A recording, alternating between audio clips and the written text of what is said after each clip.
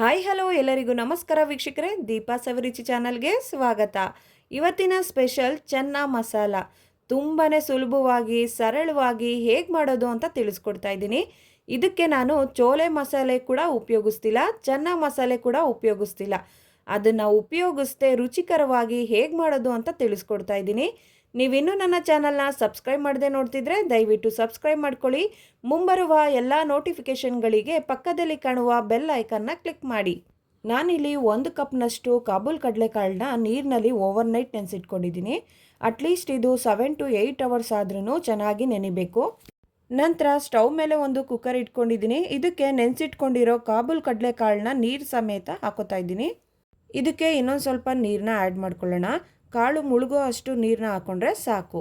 ಸ್ವಲ್ಪ ಕಲ್ಲುಪ್ಪನ್ನ ಸೇರಿಸ್ಕೊಂಡು cooker ಲಿಡ್ನ close ಮಾಡಿ 4 ವಿಷಲ್ ಕೂಗಿಸ್ಕೋಬೇಕು. ನೋಡಿ, ಈಗ 4 ವಿಷಲ್ ಆಗಿದೆ. ನ್ಯಾಚುರಲ್ ಆಗಿ ಹಾವಿ ಎಲ್ಲ ಹೋದ್ಮೇಲೆ ಕುಕ್ಕರ್ ಲಿಡ್ನ ಓಪನ್ ಮಾಡಿ ನೋಡ್ತಾ ಇದ್ದೀನಿ. ನೋಡಿ, ಕಾಳು ಕೂಡ ಚೆನ್ನಾಗಿ ಬೆಂದಿದೆ. ನಂತರ ಬೇಯಿಸಿರೋ ಕಾಬೂಲ್ ಕಡಲೆಕಾಳನ್ನ 4 ಟೇಬಲ್ ಸ್ಪೂನಷ್ಟು ಒಂದು ಬಟ್ಲಿಗೆ ಎತ್ತಿಟ್ಕೊಳ್ತಾ ಇದ್ದೀನಿ. ಈ ಕಾಬೂಲ್ ಕಡಲೆಕಾಳನ್ನ ಒಂದು ಮಿಕ್ಸಿ ಜಾರ್ಗೆ ಹಾಕೋಬೇಕು. ಕಾಳು ಜೊತೆಗೆ 2 ಟೇಬಲ್ ಸ್ಪೂನಷ್ಟು ಮೊಸರು, 4 ಬ್ಯಾಡಗೆ ಮೆಣಸಿಕಾಯಿನ ಸೇರಿಸ್ಕೊತಾ ಇದ್ದೀನಿ. ಇಲ್ಲಿ ಬ್ಯಾಡಗೆ ಮೆಣಸಿಕಾಯಿ ನಾನು ಕಲರ್ಗೋಸ್ಕರ ಹಾಕ್ಕೊಳ್ತಾ ಇದ್ದೀನಿ. ಯಾವುದೇ ರೀತಿ ಕಾಶ್ಮೀರಿ ಚಿಲ್ಲಿ ಪೌಡರ್ ಆಗಲಿ ಇಲ್ಲ ಕಲರ್ಗೋಸ್ಕರ ಬೇರೆ ಏನೂ ಆಗ್ತಾಯಿಲ್ಲ. ಇದಿಷ್ಟನ್ನು ಮಿಕ್ಸಿ ಜಾರ್ಗೆ ಹಾಕ್ಕೊಂಡು ಸ್ವಲ್ಪ ನೀರನ್ನ ಸೇರಿಸಿ ನುಣ್ಣಗೆ ರುಬ್ಕೋಬೇಕು.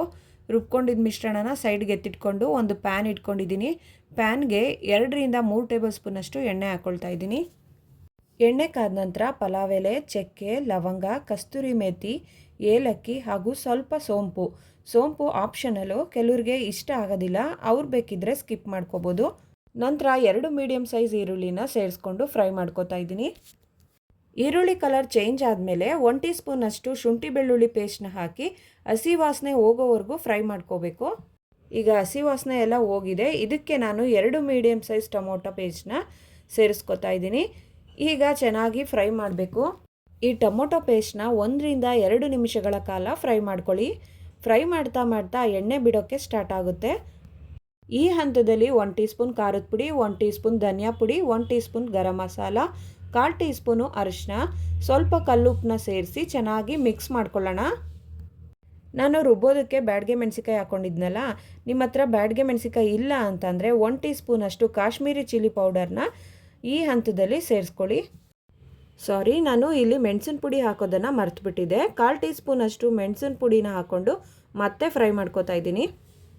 ಇದೆಲ್ಲ ಫ್ರೈ ಆದ ನಂತರ ರುಬ್ಬಿಟ್ಕೊಂಡಿರೋ ಮಿಶ್ರಣನ ಸೇರಿಸ್ಕೊತಾ ಇದ್ದೀನಿ. ಅದೇ ಬಟ್ಲಿಗೆ ಸ್ವಲ್ಪ ನೀರನ್ನ ಹಾಕ್ಕೊಂಡು ತೊಳ್ಕೊಂಡು ಆ ನೀರನ್ನು ಸೇರಿಸ್ಕೊತಾ ಇದ್ದೀನಿ. ಈಗ ಇದನ್ನು ಚೆನ್ನಾಗಿ ಮಿಕ್ಸ್ ಮಾಡ್ಕೊಳ್ಳೋಣ. ಈಗ ಇದನ್ನು 2 ನಿಮಿಷಗಳ ಕಾಲ ಫ್ರೈ ಮಾಡ್ಕೋಬೇಕು. ಆವಾಗವಾಗ ಈ ರೀತಿ ತಿರುಗಿಸ್ತಾ ಇರಬೇಕು, ಇಲ್ಲ ಅಂದರೆ ತಳ ಹಿಡಿಯುತ್ತೆ. ಇದಾದ ನಂತರ ಬೇಯಿಸಿಟ್ಕೊಂಡಿರೋ ಕಾಬೂಲ್ ಕಡಲೆಕಾಳನ್ನ ನೀರು ಸಮೇತ ಹಾಕ್ಕೊಳ್ತಾ ಇದ್ದೀನಿ. ಬೇಯಿಸಿರೋ ನೀರನ್ನು ಸ್ವಲ್ಪ ಹಾಕ್ಕೊಳ್ಳಿ. ಫುಲ್ ಹಾಕೋಬಿಟ್ರೆ ತುಂಬ ತೆಳ್ಳಗಾಗುತ್ತೆ. ತುಂಬ ಗಟ್ಟಿಗೂ ಅಲ್ಲ, ತುಂಬ ತೆಳ್ಳಗೂ ಅಲ್ಲ, ಆ ರೀತಿ ನೀರನ್ನು ಸ್ವಲ್ಪ ನೋಡಿಕೊಂಡು ಹಾಕ್ಕೊಳ್ಳಿ.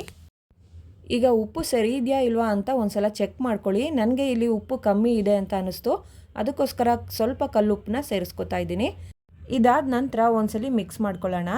ನಾನಿಲ್ಲಿ ಸ್ವಲ್ಪ ತೆಳ್ಳಗೆ ಮಾಡ್ಕೊಂಡಿದ್ದೀನಿ, ಯಾಕಂದರೆ ಆರಿದ ಮೇಲೆ ಗಟ್ಟಿಯಾಗುತ್ತೆ.